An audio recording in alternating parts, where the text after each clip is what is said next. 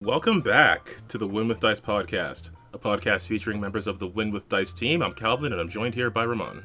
Hey guys, is this your first time listening? The Win with Dice podcast, we talk about tabletop RPGs, running them, playing them. Calvin and I are both GMs, and we play each other's games and a bunch of other games. And we like to take a casual approach to GMing, so we just want to kind of talk about our experience and give you the first-hand accounts of, us doing the hobby. Exactly. We've got some crafting stuff we wanted to do today for this week. A dungeon build, perhaps. But before we get into that, we have to get into the most important part of the show. The Win with Dice Weekly GM Tip of the Week. Yes, the Win with Dice Weekly GM Tip of the Week. Brought to you by Ramon. Hey folks. Once again, back here. Yes. Somehow I keep preambling this part even more the more we do it. That's what people are here for, the amble. Yes, the amble. So this one's a really straightforward tip, I think, and I think it actually will help you out a lot. So, instead of you get yourself your monster manual and you open it up and you see the monster, but it's not exactly what you want, but you see something else, but you're really focusing on a specific type like goblins or orcs or whatever, just reskin them. If you just want a really, really tough goblin dude, just make him an orc. And don't tell your players. It's funny how they just don't ask questions if you don't tell them, what's going on. Because, all these monsters, they're just kind of like stats on a page, right? And they're easily, for example, when we were playing the pirate game a million years ago, I had my players fight 12 witches or something like that. Hags, quote unquote. In my world, they're just catch-all witches. But only 3 of them were actually hags, and the other ones were just random swamp people. I think a couple of them were ballywags, some of them were lizardmen, some of them were lizardmen chieftains. I just made up some stuff at one point. But the idea is my players never asked any questions. I had a couple of them had their heads turn into frogs because that seemed like a witch could do that. I had them had these bellowing croaks because the I think not Bolly was Bogard, I think they're called the frog people. So or the bad frog people, not the glippies, whatever they're called. There's good frog people and bad frog people. I'm they're forgetting my Pathfinder frog lore. I know, right? So there's two guys. Apparently, there's 2 frog people.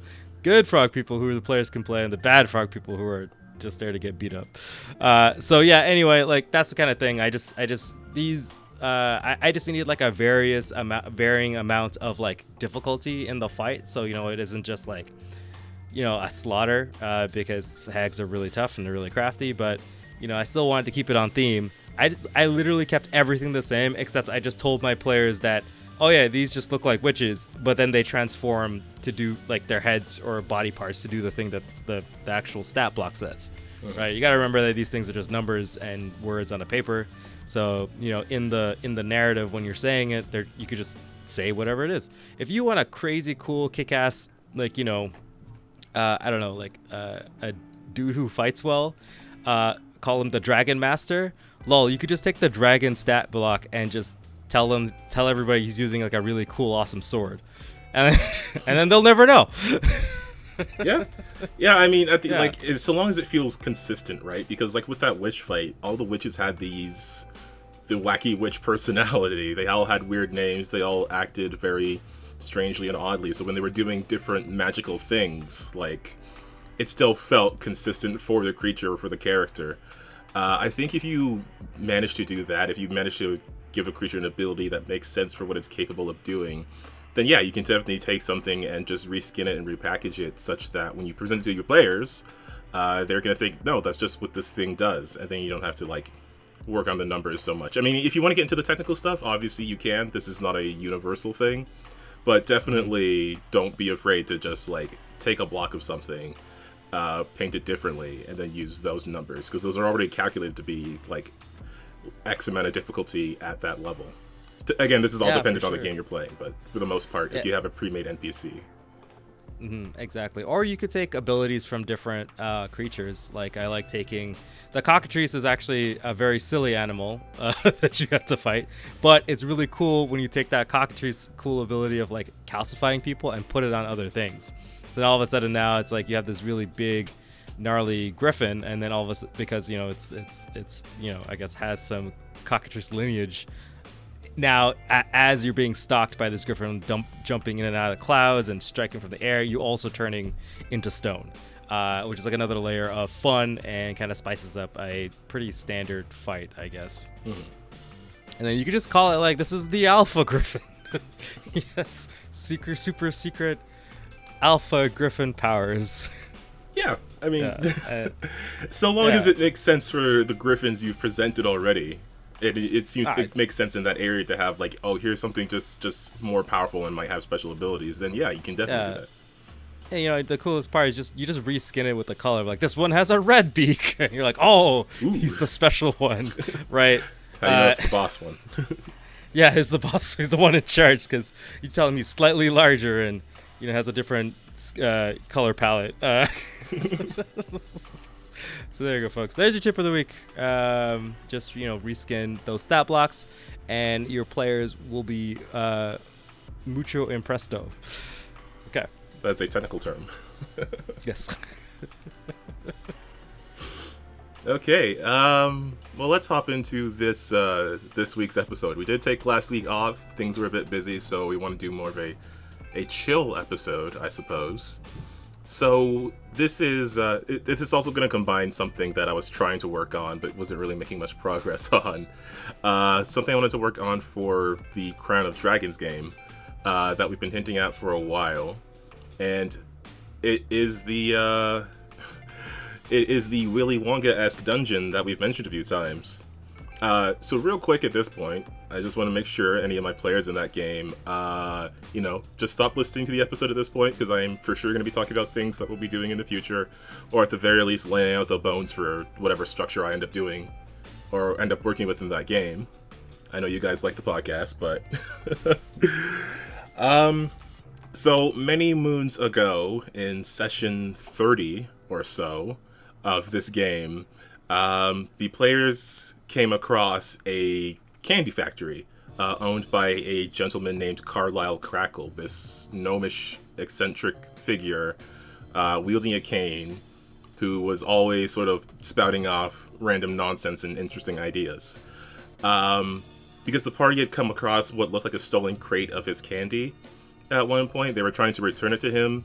There was a bit of a misunderstanding where Carlyle thought they were the ones who stole it in the first place, but that was quickly patched up before his trap was fully sprung.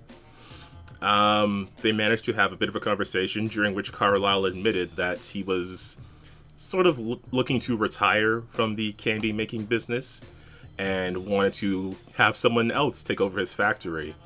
And part of what he was doing for that was creating this sort of contest where he would deliver these magical candy sticks, some of which would transform into creatures, like a snake, which is one that the party had come across. So wait. Hold on. How do you win? How do you? You got the snake. The snake would bite you to be like, "Oh yes, you won! Congratulations." It was sort of meant to be more like an invitation sort of thing, and the players did sort of convince him to be like, what if you just brought people here for a tour and then used that to look for the new plant boss? I think at the time he was mostly just having a contest. At the time, it was mostly just a contest for a tour itself. I'm just trying to remember my own stuff and look at my own notes, and I'm like, I realize how much detail I missed. How does the snake fit? Honestly, it was basically a golden ticket, except instead of a golden ticket, it was like a candy stick, but it turns into a snake. And then what did the snake do? Was it just off to being its snake self and living its best life? Like pretty much. Wait, what? This is sort of the personality of this guy. He would shoot off like these half-baked ideas to his ever-exhausted half-elf assistant Birdie. So this was just another one of those. He was organizing a tour. These were the invitations, and then the party, because he had mentioned like wanting to retire, the party was like, well, why don't you use the tour to help you find, someone who could possibly replace you. Yeah. Okay. All right. Just, the snake thing was like the funniest thing. I'm like, and then like you just like open up the thing, it turns to a snake. You're like, tosses to the ground, it slithers off, and then you're like, what the hell was that? At some point in time, he thought it was a good idea, and that's why it happened. That's like 90% of this guy's whole deal. Okay, well, all right. Well, first off, there should just be a bunch of candy canes that turn into snakes in the dungeon. Like obviously, like he's like, this is a great idea. Let's put it everywhere. Of course. So yeah, I mean, it's very obviously. So, I'm guessing this is gonna be kind of like a funhouse dungeon. Pretty much. It might even just be like like a hopping from scene to scene sort of thing, more so than a traditional dungeon. Mm-hmm. It's very obviously inspired by Willy Wonka. It's not super subtle. It was definitely the direction that story went in. So that was sort of the inspiration I wanted to lean into, in that it has like a few scenes where some sort of deal or something comes up, and then one of the characters is like, oh no, I have a moral flaw, time for me to fail. And then it goes to the next one, and another character's like, oh no, I have a moral flaw, time for me to fail. Over and over again until the end. And then there's a floating elevator or something. I don't know, I don't remember it. But anyway, yeah, some kid turns into a blueberry. I think there's like a chocolate river, which is like a pretty crazy amount of chocolate, to be honest with you. Squirrels are involved somehow. Yeah, I don't know. So yeah, I mean, I think it'd be kind of cool if you could go from scene to scene, but maybe it's like more like a interactive tour, because at least in the scenes, like the players get to do something, because you know, like at least, you know, not trying to trick them into doing something. And then like the idea would be like so let me just go out of limb here and just throw something out. Like the idea would be like, all right, so in every scene there's a chance that one of the players just gets like solidified in chocolate, or like turned into a balloon and flies off, and then the balloons have to go chase them off or whatever. Something kind of wacky. Like at the end of the dungeon or the tour, like they'll be fine, right? Like everyone will come back from the infirmary or whatever, right? But the idea is like, who's gonna be the last one standing because of all the nonsense that's happening. Yeah. So it's like half tour but half like hands-on tour, right? They're like he like opens you up to the factory. It's obviously bigger on the inside because like lol, and and you know, everyone gets like hard hats and like safety vests, and it's like, we're gonna just put you to work, kind of. Yeah, it could be things that like might have some minor effect on a character, especially if we do some sort of combat. Like if someone's covered in chocolate, they might be slowed, or they might be like constantly floating, so they might have some difficulty attacking and moving and stuff like that. They can only move in one direction or something. Yeah.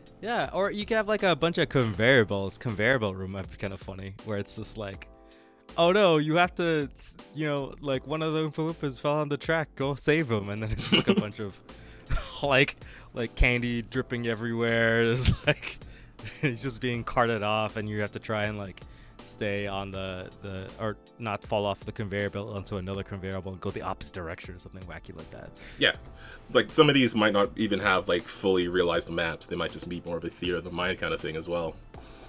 Yeah, I think that'd be kind of cool. And you could like take like pictures of stuff. Like you could even take like, if you're doing it online, Calvin, you could have it set up like snips from like, oh, this is the chocolate boat from the actual Willy Wonka movie. Sure, I could do that. Yeah. Like I definitely want to have some sort of chocolate river. That is one thing I for sure wanted. I wasn't entirely sure what was going to be in it. It might just be like we have to get from one side of this map to the other, and then stuff will happen along the way. Yeah, probably chocolate sharks or something like that. Someone forgot to feed the chocolate sharks, and now they're all mad. So that is another thing I wanted to do. Similar to what I had done with the Fate Seer game, where I had made the enemies that were made of gold, so they had like a certain kind of hardness to them. I wanted to do something like that here, where the enemies are made, there's like a type of enemy that's made of something, and that sort of alters how it works. Either made of like, maybe like made of candy or something, so it's a bit brittle, but when it takes damage, it's able to do like piercing damage as the candy breaks or something like that. or like chocolate that kind of like it's a bit melty, so if you attack you might get stuck to it. Yeah, for sure. Or like you could have dudes that spray like chocolate on people and then like it hardens. Or like you could just steal the cockatrice's calcify ability. Yeah, that's basically pretty much like we were talking about before, just reskinning something. There's plenty of stuff that like freezes and slows and whatever. I could definitely do something with that. Like when they first met this guy, because he thought they were thieves, he had his assistant guide them to like this room off to the side, like this meeting room, and then he was starting to drip like this black pudding thing in there that was going to attack them before the players negotiated out of there. Like it could just be like a ooze or something like that, but more it's an ooze, but it's not made of acid, it's made of like jello or whatever. Jello, yeah. You could have a bunch of jello. Like you could have like have him have like a candy machine or something like that, but it's on the fritz. But because it's magic, it just spits out a bunch of candy dudes. And the candy dudes are like running around messing up the factory. And then he's like, oh shit, you gotta go deal with this. And then the candy dudes, like every time they hit you, they leave some chocolate on you, but it's like quick hardening chocolate or something. And then, it's like, or like it could be the dudes are still like, because they're like hard-boiled candy or something like that, like they can like spit the hard-boiled candy at you, so it's like a kind of like a burning attack. So it's like they could be like burning, and then like, but as soon as you stop burning, like start it's sour, maybe it's sour or something. Yeah, or like it's so as soon as it stops burning you, like you stop taking the persistent damage from it, it like hardens, so now you're slowed. Yeah, something like that. I like the idea of him having a machine that's on the fritz. Part of me is thinking, like, what if this whole thing is just him actually bringing in a group of capable adventurers to, like, fix all this stuff that's broken with the factory?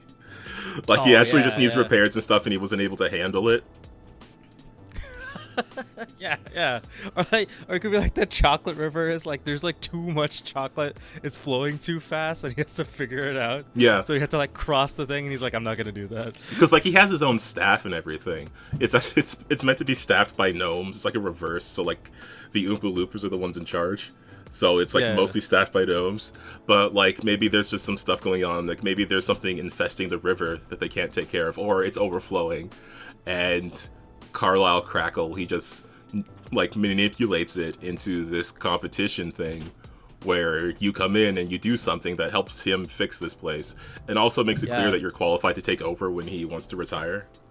Yeah, like you could like bring back in like the golden ticket thing, right? Where it's like a bunch of challenges. So it's like, and you could just have like the tour be like the party, and then a bunch of NPCs. Oh, like, that was another thing that I wanted to mention, because there was a group of NPCs that I've been wanting to bring back for a while now. And this is part of why I didn't want the party to hear this episode. So way back when, this is like, I think we were still playing in Pathfinder First Edition when we were doing this. The party was in this big city, and they were returning from the first adventure that took them out of that city. Like sessions 2 to 4, I think it was. And they were returning to a big city. And they were meeting with the rest of the Adventurers Guild.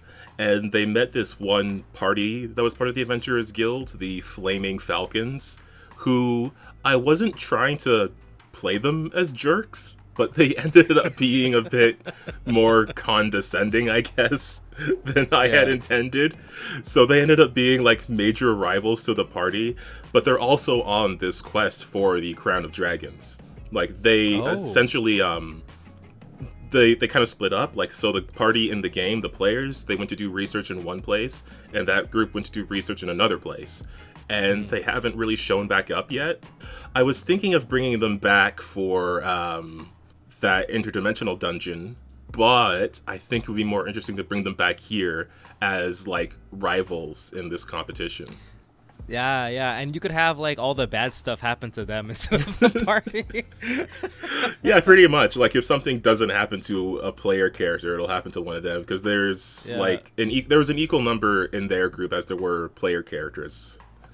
Well, you could even just have like, like just like the scene, right? It's like the dude's like, I'll go fix it, just walks up there by himself and instantly gets like coated in chocolate.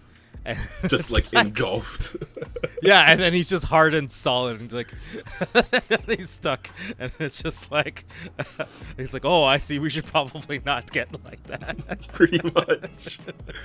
Like they could definitely be like, I definitely wanted to bring back that rivalry because it's such a significant part of the game that hasn't come back. Because the reason the party called themselves the Icy Pigeons is because they saw these guys called the Flaming Falcons, and they were like, I don't know if they wanted to be the opposite or something. But, like, they've had this name since, I don't know, when the sessions were in the single digits. We're on to, 38 now? So, it feels right to bring back that group. Yeah. Well, shit, that sounds pretty fun. Like, I mean, it'd be good to get the rivals in there and be like, oh, yeah, these guys. Yeah, I think it would be a lot of fun to bring those guys back. So... I don't know. Do we open up with the chocolate? Oh, what? You know what? Yeah. We could open up with the chocolate river. I think it does open up with the chocolate river. Probably. Isn't it? Okay. What did you just think of? You sounded like you had an idea. Oh well, I like the idea of maybe I like the idea of the Jello being like a thing where it's like a gelatinous ooze or like a cube or one of those oozes, right? But it's specifically it's supposed to be like the jelly candies, but it has to get you have to get it and then get it to a machine and get it coated in the sour stuff and then get it back into move. I like the idea of you have to physically fight a thing and cut it down to size so it's smaller and then take those smaller pieces and get it finished. It's like you're a part of an assembly line where it's it spits out it spits out it's too much, right? Mm-hmm. And the machine's on the fritz, so it spits out this giant ooze and you have to physically fight the ooze with you can't kill it because it's product. You gotta cut it up. Yeah, because the ooze is split when you attack them. So yeah. So you keep splitting it until it's the right size for packaging. And then you get it. You have to move it down the assembly line, and then maybe the assembly line constantly moves because it's a big conveyor belt, and it's like a bunch of stuff happens all the time. And I think that'd be pretty fun actually. Yeah. That's brilliant. That's using the mechanics in a different way. Yeah. You could even have if it's depending on how you want to do it, it could be one big thing, or it could be a bunch of different ones, but you color them different. One's blue, one's green, one's red, because they're different flavors. And then it's the conveyor belts, they all have to match up to a different color, right? So it's you gotta slice up the blue one and then grab some of it and put it on the conveyor belt so it goes through the blue line or whatever. And that'd be yeah. So you have to figure out if you can grab it, if you can draw it towards there, and then once it's on, then it's able to start moving on. It can start off huge or large or whatever, and then it splits into 2, and then it splits into 4, and then you gotta get those 4. Or maybe it starts off whatever is one step up from medium, and then it splits into 4 or 8 even smaller ones, and then you gotta get those onto the thing. Because it could be I'm kind of picturing these 2 giant blobs that sort of show up, and then one party's dealing with one party's dealing with the other, and then they both have to figure out how to split these things up and package them onto the belt. Mm-hmm. Yeah, it's kind of and I like the idea because it's maybe you gotta get it on specific it's slicing it up. It would be maybe kind of difficult because I don't know what everybody else what the party's equipment is or whatever, right? Maybe you could just have if they don't carry knife things, it could just be here there's a table full of knives and give them a dagger. Yeah, for sure. I think there's only because it's a fighter, it's a bard, a witch, and a druid. I don't know. I don't remember if piercing splits up a thing. I know slashing does. I assume piercing does. So I think the fighter definitely slashes. The druid has a crossbow. So I think between all of them, I think they can manage to do it if they do have weapons given to them as well. Mm-hmm. Okay, so we've got the chocolate river, we've got the jelly room. We can just sketch these things out and then add more details if necessary. I'm just trying to figure out how to thread these things together, because I did also like the conveyor belt room idea, but maybe that can be combined into this one. Well, yeah, I mean, so you could have the tour going through, oh, this is the part where we make all the jellies, right? Mm-hmm. And then it's like, and then they explain like, oh yeah, we use like the base is like a gelatinous ooze creature because, you know, things just taste better that way or something like that. That's where all the flavor is. That's where the magic comes from, right? That's what the slogan should always be. It's like, that's where the magic come from, because like, all these things are like magical creatures. That they crash for the specific purpose of packaging them as candy. Yeah, exactly, right. So then like, you know, obviously stuff happens, and then there's just like, oh, and then like a warning sign goes off, and it's like, oh, there's a break in the gelatinous ooze pit or whatever, and they're all escaping, right? But Carlyle, again, he'll just be like, oh, now you have to package these things up properly. This is definitely part of the everyday normal process. Yeah, you could just have like, and you could have a scene where like, you know, there's a couple of the gnomes just stuck in a gelatinous cube as it goes down the conveyor belt to like the further processing, right, the packaging room. It just kind of just gets, but like the hole is small, so they just kind of get stuck for a second and like, and then immediately cut to the fight. Yeah, he's like, they're supposed to be there. Yeah, right. Like whoever was the workers are like gone, so now it's like you have to do it. Like, yeah, like you just always have scenes of like either the workers fucking up or like the other party fucking up, and then they just immediately get like ejected somewhere else, like just out of the scene, and then whatever needs to get done gets done. Like something is clearly wrong, but Carlyle's acting like this is how it's supposed to be, but also fix it. Yeah. Hands-on tour, right? Okay, so they take the chocolate river, which is let's say it's infested with something, because the jelly is also overflowing. So maybe the chocolate river is running a bit too fast and it's got chocolate sharks in it. Maybe it's spraying around some chocolate rain or something. And at the end of that, then they get to the jelly room, where these two jelly creatures will come out, and then the two parties will have to figure out a way to chop them up and put them back on the conveyor belt. Yeah. And then like, you know, after that, like you go to like some other stuff, and then like eventually you loop back to like the packaging room, right? But then the packaging room, remember that first thing that happened where like all those dudes got stuff? It's all gunked up now. Oh no. Okay, so what would you have to deal with in the packaging room? Would it be a creature, or would it just be like, maybe there's something running around in there because it got loose and it wasn't like, maybe it's like one of those like chocolate rabbit things and it's loose because it didn't get packaged properly. So they have to like chase it around because it's like an actual chocolate rabbit. Yeah, hopefully by that point, by the end, it's clear that like they are using magic to craft this stuff, but it's a bit more alive than it should be. Yeah, it's a little bit too much magic, right? So yeah, maybe it's like a chase where it's like, yeah, to catch the chocolate rabbit, you know, for quality assurance, right? So it's like you gotta go and get it. But then like this one could be like you could set up a clock actually. It'd be like like how many rolls you need to catch the rabbit, and then it's like, you know, but like every time like maybe they make a roll or they mess up with like, or it could be like a skill challenge. I think Pathfinder might have some rules for that specifically, but and then it's like, you know, they mess up, it's like, oh well, you tripped and now you're on a conveyor belt, and then it's like you move on to the next person and see what they try and come up with, and then it's like you roll. Yeah, because then that also creates a danger that the player might have to deal with. Like they can fail, maybe not necessarily fail forward, just not fail backward. Like it just creates a new problem. Like now there's someone on that conveyor belt who might need some help. They can wait till it comes around to their turn again to do something, or someone can help them before that and they'll get out of danger sooner. Right. And it could be like the packaging could just get packaged up in a box. Like that's like kind of funny stuff where then all of a sudden it's like, well, now you're stuck in a box because you like failed to get off the conveyor belt in time, and now you're like duct taped up into this box and like just like stacked in the corner. Yeah, he's just like immobilized for a bit. Yeah, right. Like that kind of funny stuff where then it's like, okay, you can't participate in the scene until you get out somehow, so we'll go back to you. Yeah, like your next check has to be a way to get yourself out or to find a way to help from inside of a box.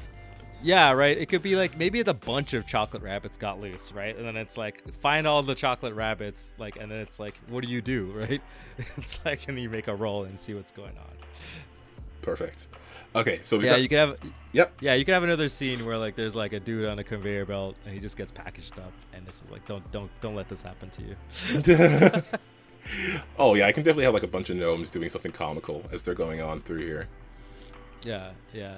Or like they're like trying to deal with like the gelatinous ooze that just got stuck here from like the beginning or like the second encounter, and then it's like, all goes kind of haywire. Like somebody flips a switch, and like the switch like breaks, and it like everything's on like overdrive, so all the conveyor belts are going like super fast, and then like a bunch of chocolate rabbits are running around the place. And if you don't catch them in time, like something bad will happen. Like, it could be, like everyone gets fired. It could be everyone gets fired. It could be that if the packaging room is the last one on the tour, it could be that if something goes wrong in here, maybe a failed check or something like that, or just every round something might happen. It could be that it summons up a creature from previously in the dungeon, like something from the river or the jelly monster or any other creature. Like I was hoping for like 4 to 5 individual scenes of stuff. Yeah.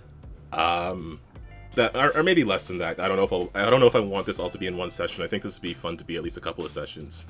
And I was thinking like maybe 4 to 5 rooms of something. Like each room has its own theme or challenge or whatever. The packaging room could be the last one. And then something from the previous 4 rooms could pop out if you mess up and you don't catch the rabbits in time. Yeah, that would be kind of funny. And it's like, oh yeah, there's the what's it called? Like a box of gelatinous jelly candy falls on you, and then it just like reforms, and now you have to deal with this in front of you. Yes. Yeah, like it's packaged up and then it gets loose because of all the chaos in the room. Yeah. That's kind of the vibe, right? Things are just always kind of going a little bit south. But like in like a not dangerous way where no one's gonna die, where it's just like, oh man, this is gonna be such a mess. Yeah, I don't want this to be like super lethal. That's why I'm on the fence about like piercing damage from the candy or whatever. I do want it to be chaotic though. But like you could just have it like if you reach 0 hit points, like some dude show up with a stretcher and just take you to the infirmary. Oh yeah, like, yeah. And then you just don't get to hang out with your friends for like maybe a room or something. They'll patch you up in the next room. Yeah, they just like put you back onto the tour, but like you're like bandaged up or whatever. Yeah, your stats are back to normal, but you just have bandages all over your body. Yeah. Maybe you're just like back to half HP because it'll patch you back up. So then it's like every time you get hurt, you're like a little bit more bandaged up until at the end of the tour where you're just like super padded. Perfect. Okay, so we've got our river, we've got our jelly room, then a couple more, and then the packaging room. So I'm trying to figure out what could be in those couple of rooms. I feel like we've got a lot of chocolate going on here. Maybe we could lean into the candy canes that turn into snakes. Yeah, I was like, maybe you could just do like a candy cane snake forest, because I think we talked about like icicle snakes at one point. Yeah. And I was, you should just do that, but it's like it's just candy canes. I did have the icicle snake, just because I thought it was very cool looking. I don't remember if it has any special abilities other than looking like an icicle. But definitely, yeah, there could be like a small forest in there with like candy canes hanging from the trees, but they're actually snakes. Yeah, like maybe you just have to find all of them. Maybe it's like, this was a bad idea, so let's go get these candy cane snakes. Please clear them from the candy cane forest. Oh yeah, some of it's just actual candy canes. And some of it's snakes. Because they probably have like a stealth thing to like pretend to be icicles or whatever. Yeah. I can just take that same stat, like we were talking about with the tip. I can take that same whatever check you have to make, and then that's how you figure out if something is a snake or not. Yeah, you could do that. And then maybe it's just like you have to find all the snakes or whatever, or maybe you have to like rescue a dude from all the snakes because like they're like trapped. Like Bob had to go in there by himself, but it's definitely like a 2-person job, and like, you know, he doesn't want to, like, you know, we got to go get him because the person doesn't want to have to pay out insurance and workers' comp. So it's like, it's like you gotta go get Bob. I'm kind of imagining this one small gnome, like, and they ran up a tree and they're just hiding there. They don't want to come down because it turns out they're terrified of snakes. But they thought candy snakes would be okay. Like, well, I thought it would be okay because they made a candy. But it's actually candy canes. I love candy canes, but I hate snakes. Like this, like it's like he's so confused. Oh no, they're very real. This didn't expect all those details. Yeah, I think it's a good time to have just like a silly cast of gnomes who just all just like talk to each other and like bounce off each other in funny ways. So they've been working together for far too long, and they're definitely underpaid. Oh, of course. Yeah. I'm kind of picturing like Carlyle is of course going to be with them on this tour, as well as his assistant Bertie, who is, you know, like the more straight-faced, down-to-earth, realistic person who still has to deal with all these antics. I'm hoping that we get some interesting moments with them. I might have to like think of some stuff to squeeze in with those two, because I very much want this to be like a whole lot of personality in this space. Yeah. But again, it could be a thing where like they gotta find all the actual snakes, the actual snakes in here, package them up, and then send them off to the packaging room. Yeah, everything's just linked to the packaging room. Basically. It's just like there's always like a small like thing where it's like, you know, like just every room just has like a section where it's like you just have to always dump all the stuff in. Pretty much.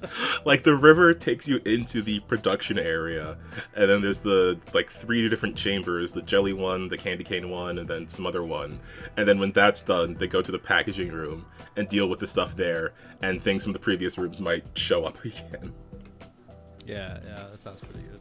Perfect. Okay. I'm very much enjoying this so far. So we've got our chocolate river, we've got our jelly to split up, we've got our candy cane snake room.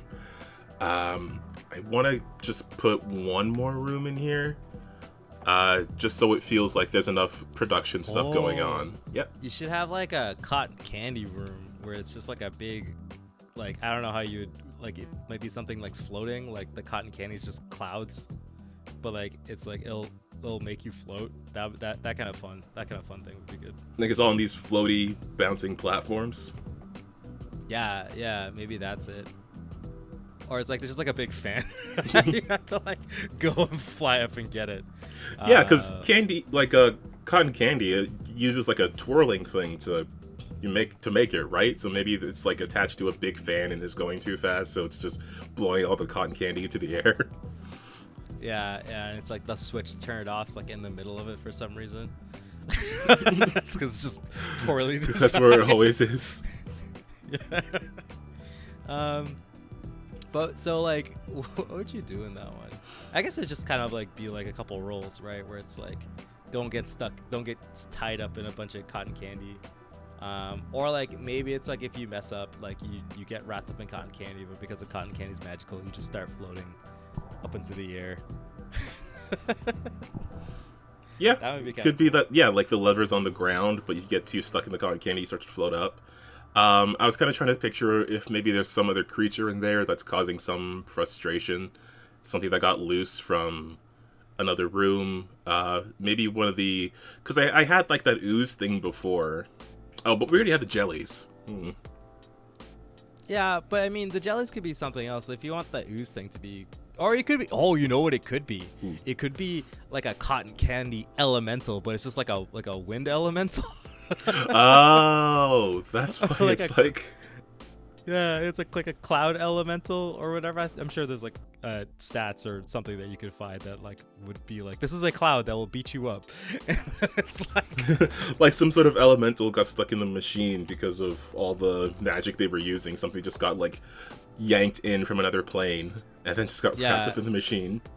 Yeah, it could be just a wind elemental, but the cotton candy keeps getting stuck in it, and now it's just like this swirling cotton candy thing. And you have to deal with it while like avoiding, like you could put like pink fluffy clouds or something. It's like you gotta avoid being in these spots because like that's where the cotton candy is, and if you get in it, like you get wrapped up in it, you get stuck or something like that. Because I think elementals should like be able to like smack you away or like gust you or something like that into them, and that'd be kind of a fun fight. Yeah, it's like angry, but it's like hovering over the lever to calm all the cotton candy down. And then once you deal with that, maybe then you can focus on like dissipating the elemental. Yeah, maybe something like that. Okay. Or like that's like how they whip the cotton candy. It's like they just have an air elemental trapped in like a cage and it's pissed off and it's finally got out and is demanding its wages. And it's you gotta go beat it up and put it back in the cage. I saved up 2 years of vacation time. Yeah, right. And it's like you don't get vacation. What, vacation? This is the best place in the world to work. What do you need vacation for? Yeah, something like that. And there's just like on the walls, there's just like gnomes stuck by cotton candy. Oh my gosh, yes. Okay. I love it. I love this. You gotta deal with this elemental so you can turn off this cotton candy tornado. And then, I don't know, it somehow is connected to the packaging room. Like, they send off the cotton candy after you deal with the elemental, but, like, again, in the packaging room, one of the things that goes wrong is some of the cotton candy can, like, spray out, and then you get, like, you start floating up to the roof, or whatever. Yeah, like, you get stuck to the cotton candy, because it's, like, you know, lighter than air, right? Mm-hmm. Like, so light, cotton candy. And then you just, like, get, like, a whole bunch of it on you, you're like, oh, no. That's the slogan for the cotton candy, lighter than an air elemental. Yeah. Oh, this is brilliant. Okay, so we start off, the party shows up, and then they're introduced to the other group that has won the competition. Because the party is basically already in the tour. They're already good to go. And then they get introduced to the other group that somehow managed to get all the other invitations to the tour. The Flaming Falcons. What a coincidence. So I'm sure there'll be some conversation back and forth. I'll have to dredge up my agent notes to make sure I get their personalities right. One of them is actually, I don't know if you remember Drusilla, my character from way back when. Really? Capital D Drusilla? Wow. Okay. I don't know how you could forget her. She was always like running directly into danger. She was when I first learned the phrase, it's what my character would do. It was mostly because of Drusilla, but more in terms of doing something that's a terrible and stupid idea. But it's what she would do, not in terms of like doing something that'll inconvenience or annoy the party.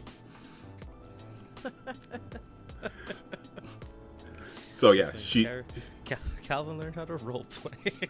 That was very early. That was very much like, I made the character to act this way, so she has to do it. Yeah, I made a himbo. I gotta go for it.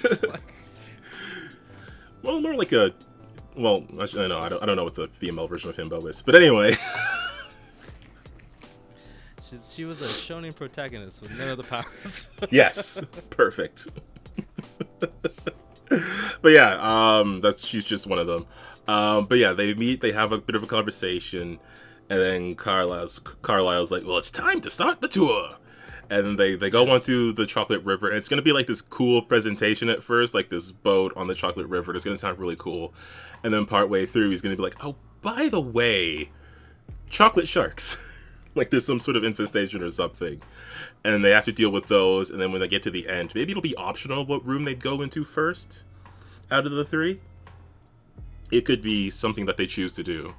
And then there's the jelly room with the big jelly creatures that you have to split up enough that you can put them onto the conveyor belt into the packaging room. The candy cane snake room where you have to find the actual snakes and then either grab them or fight them into submission. And then the cotton candy room with the floating cotton candy platforms and a wind elemental that's very angry and has not gotten his PTO.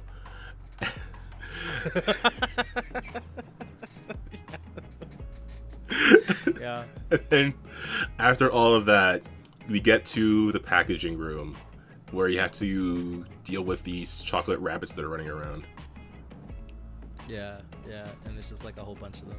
Yeah. You just gotta get enough. I think I might make the wind elemental. I'll see if I can beef it up with some new abilities, because I do want to have like at least one room that's sort of like a combat challenge. A lot of these feel more like skill challenges.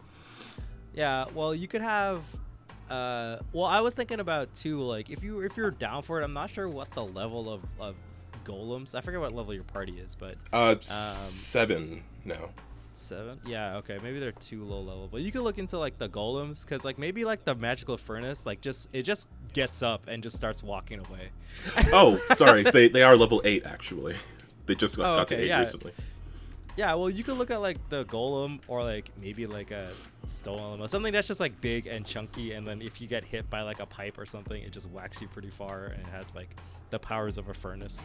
But you could have like the furnace, like, oh no, the furnace room, it's deciding to leave. or like I think the furnace is running or something. Oh, where can we put that? No. What? Or it could be like the refrigerator, right? Like it could just be like, boss, the refrigerator's running. and then the guy, I was like, that's not how the joke goes. Oh my gosh, I love that. Where can we put that? Oh, maybe he makes ice cream bars or something. Or it's like really, really new. It's like we're just dabbling into ice cream bars right now. And the furnace is just like the refrigerator is just like a golem, and it just was just like, I'm done. And like just gets up and starts walking away. Oh my gosh, I want to use that. I don't know where I can put it. Should there be like 6 total things here? Man, it depends how long you want to make this thing. I mean, that one sounds really fun. I mean, all these things could be like really quick, right? Like 30 minutes, maybe an hour. So you might bang out a couple of them in a session, right? But like the furnace, like it's either like the furnace or like the refrigerator is running or something like that. Yes. So I don't know how much time each thing will take, but I'll make a note of this here, and then that'll be like an optional one, I think. So if I gauge that we need a bit more time, then maybe before we get to packaging, we have to deal with like the cooling system that makes sure everything is solid enough to pack. Yeah. Because maybe that's the reason why the chocolate bunnies are running around, right? So like maybe they're like, oh, they got out of the refrigerator. Of course, the refrigerator would be in the packaging room if that's where they pack things. Yes. So then, yeah, and then it's like, why are the rabbits running around? Get them all the boxes, and then you get all the rabbits, and then you're like, wait, boss, the refrigerator's running, and it's like, yeah, I know but no, it's not even working, and it's like, no, the refrigerator is running. Yeah, kaboom! Smashes through the wall. Through the wall. Yeah, it's just like you have to deal with that. Whatever, however you deal with that, that would be pretty funny. Oh my gosh, like they get down there and they see the stuff is running around. And Carlyle's like, well, I don't know how they all got out. And he asks one of the gnomes, and he's like, is it the refrigerator running? And the gnome is like, well, you could say that. Yeah, you could do that. And maybe it's like it's an urgent order you have to fulfill with all the chocolate rabbits, like for whatever reason. Like you could have some like noble or rich person or something. Oh yeah, no, for sure. There's the big end of the year festival coming up, so definitely got an excuse for that. Yeah, there you go. So then there's like a little bit of urgency of like, well, okay, you guys we really need to get this shipment going, or else we're all gonna be delayed in production. Like we don't want that, so go deal with that. Exactly. And then I think by the end, Carlyle's like, look, this place is a bit of a mess, admittedly, but you guys seem very capable of dealing with it, so maybe one day when I decide I'm just a bit too tired of all of this, I'll hand over the keys to you. And I don't know where that'll go, but I think it would be a fun adventure. Yeah, so there you go. That's like pretty good. That's like 5 things and like a boss fight with a refrigerator. That's pretty cool. You could have cool stuff where like somebody just gets trapped into the refrigerator and takes like cold damage. Or maybe the refrigerator has like a freeze beam, like whatever the ice breath or something like that from like a dragon or something like that, and it's just like all sorts of nonsense. I'm sure between like golems and like the new guns and gears stuff, I can find something that'll work for this, because I bet there's some sort of mechanical thing that'll work for this that I don't know about yet. Yeah. Perfect. Okay, well, I'm not sure what else. Everything else is just like dressing now, like just giving everything all the stats and then figuring out what sort of like how to like structure it out. Because I want to have like the river to go in, the 3 rooms you can choose, and then the final boss room in the packaging room.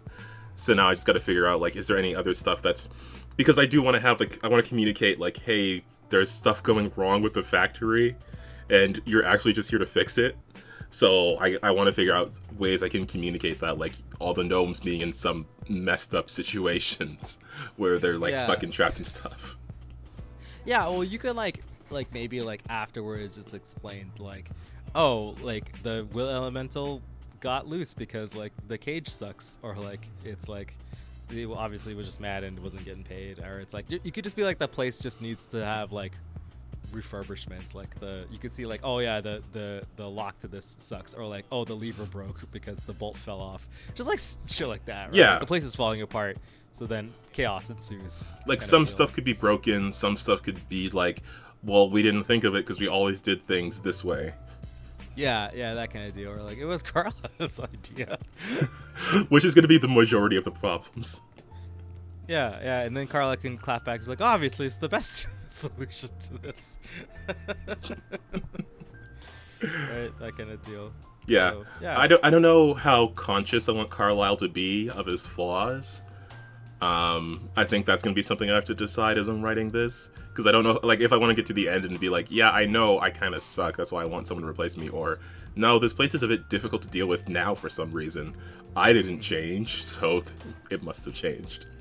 Oh, you could have when people drop into the chocolate river, like, if they get back onto the boat, they start solidifying. Yeah. Like, the boat's getting buffeted by the chocolate sharks, and if you fall off, you have to climb back on, and if you do, you're still like slowed down for a bit. Yeah. You could just be like, you have to save or whatever, or you're just gonna keep getting slowed until you're like solid chocolate or something. Yeah.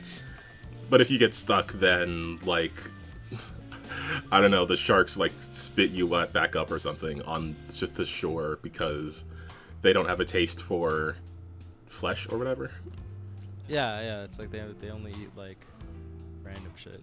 But yeah, they can spit you back up, or it could be like a chocolate crab or something that's like kind of silly. like you're like a chocolate octopus. It just comes out like tentacles and it grabs somebody, drags them under, and then flings them off. Chocolate lobster, lobster. Choc lobster, yeah, something like that. Okay, some kind of aquatic creature. Yeah, but it is chocolate. Oh, Choctopus. Yeah, you were onto something there. Choctopus.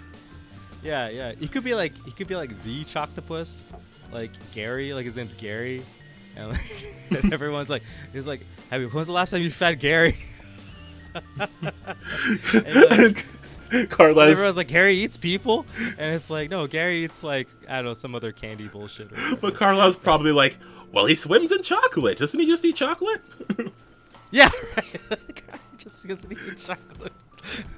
And then like immediately, like maybe it could be just like you have to like deal with Choctopus Gary, and if he grabs you, he puts you into the water, and then if you get back out, then you're like solidified, or it just flings you. Oh, back onto land. Because he coats stuff in chocolate. So if he grabs you, he'll coat you in chocolate. That's why he doesn't eat you. He just gets you in chocolate and then puts you back. Oh, maybe that's like his job. Maybe Gary isn't like a chocolate octopus, but Gary's actually just an octopus, like a giant octopus, and like that's his job. Like that's how they just have candy coated, like chocolate coated stuff. He just like picks the stuff up and then glazes it. And they haven't let Gary do anything else for years. So anytime something is in the river, even the boat and people on the boat, Gary's just like, well, I gotta cover it in chocolate. Yeah, but like no one tells Gary like not to do it, and then like you have to fight Gary a little bit to just like, oh shit. Yes. Perfect. Oh, Yeah. yeah, I like that. I like the idea that Gary doesn't hurt people, but he just dumps it. But I like the idea that no one's fed Gary in a while, and that just kind of shows like it's like neglectful, and it's like, oh, it's Gary's lunchtime or whatever, but like no one brought Gary lunch, or like someone ate. Maybe someone ate Gary's lunch. Who would dare? Something silly, and then he's just mad, and so now he's like dunking all of the gnomes in the chocolate river. And he's like, ooh. Carlyle is just like, oh, someone's got to deal with Gary, and then it's the party. Like they pass a bunch of chocolate-covered gnomes on the shore of the river. Yeah, and everyone's like, what? And Carlyle's like, get back to work. But like, they're like stuck. They're like trying to climb their way out, but they're like solid. Like they don't like the part that you can't get a good look at them. They just like looks like they're standing around. Carlyle's like, "Hey, get back to work! What are you doing? You're making me look bad." And then when you get close, you see they're covered in chocolate.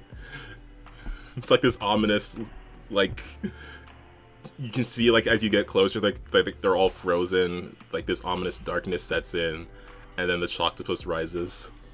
Yeah, like Gary, you're not supposed to be here. Oh my gosh, I love it. There you go. So that, I mean, yeah. So Gary and Gary the Choctopus, the jelly ooze jelly candy, the candy snakes in the Candy King forest, and the packaging room.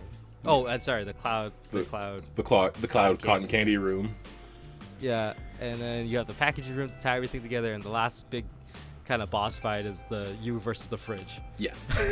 Yeah, I think the rabbits are going to be around as like annoyances. I think maybe I might do something like layer actions in 5e where there's a turn that's just like something happens in the environment, and it's just going to be the refrigerator like roll, I don't know, like a d8 or whatever, and on certain numbers it'll spit up something that you came across previously, maybe like parts of the jelly or like parts of cotton candy or whatever.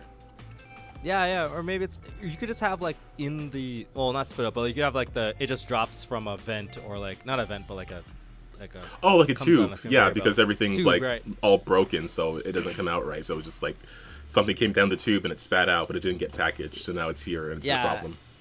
And you could have like the conveyor belts be like, if you end your turn on this thing, you just kind of get shot across the room or something, because the conveyor belts are still whirling. Yeah, I'm going to see if I can try to make a map for the packaging room at least. I don't know about the other rooms. The cotton candy room might need a map, but I think for the most part I could do these theater of the mind.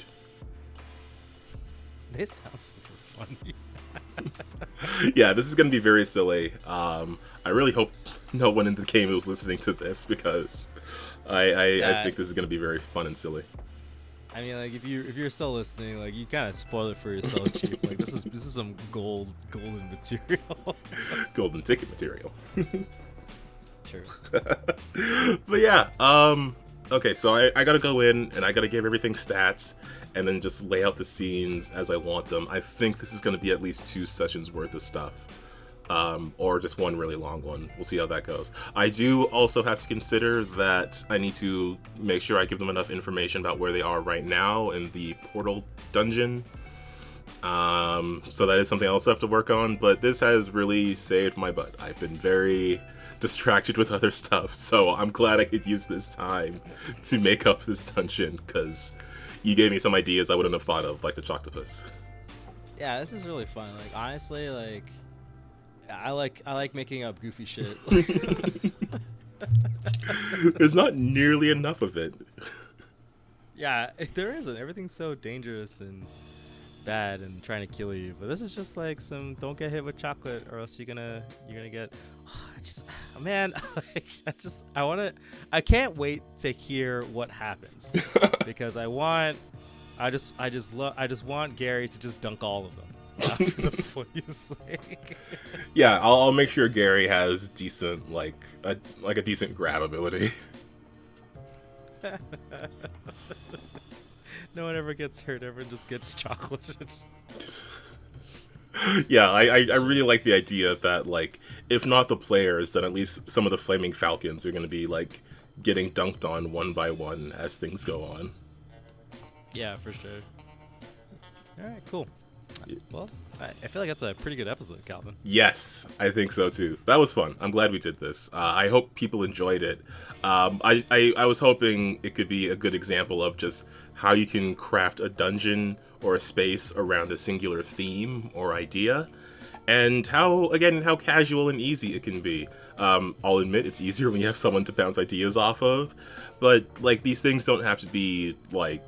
I mean, it depends on what you want to do, but you don't have to come in with like, I know every square inch of this map. If that's the thing kind of thing you want to do, that's great. But you don't have to like know every detail of your session. You just have to have like a core concept to work off of, and then once you have that, everything else will fall into place. Whether it's a cave full of witches or a chocolate octopus. Chocolate octopus, yeah, definitely. Oh, I'm so excited, Gary. Yeah, I gotta go look up some octopus stats. But I think that's gonna be it for this episode. This was a good one. I hope people enjoyed it. If you did, let us know. And let us know if you want us to work on other things like this, other like sort of themed dungeons or encounters. I think it would be interesting, or in other systems as well, or other systems or settings, if that's the sort of thing you'd want to see. I'm sure we could do a whole bunch of Lancer stuff that I could then use for other games, so I can save all my GMing work for the podcast. That's your secret second tip, folks. Start a podcast and they can just give you ideas. Brilliant. Thinking ahead. Modern problems require modern solutions. All right, folks. Well, thanks a ton for listening. Really appreciate you hanging out with us, spending some time as we work on this scene. I will, of course, have a recap if I ever run it. And, of course, I want to make sure before we sign off that I give shout-outs to everybody in the description, all the links down there of all the awesome creatives and stuff we've talked to, all the Lancer creators we've talked to, and, of course, to the Untold Stories project, where I'm at every Monday playing in their Starhaven superhero game. They've got some interesting stuff coming up. I think they'll have announced it by the time this episode is out. But if not, then I will just say keep an eye on USP in the coming week, in the coming weekend, actually. Fun. By the time this is up, they've got some great stuff going that you definitely want to check out, and it's going to be really exciting. It's going to be really fun. It's going to support a great cause, so hopefully you're able to make it there and check it out. Other than that, I don't know, Ramon, do you have anything else to add before we ride the chocolate river into the sunset? No, I think we're golden. Well, everybody out there listening, just remember to keep on winning with dice, and we'll see you next week. Bye, guys.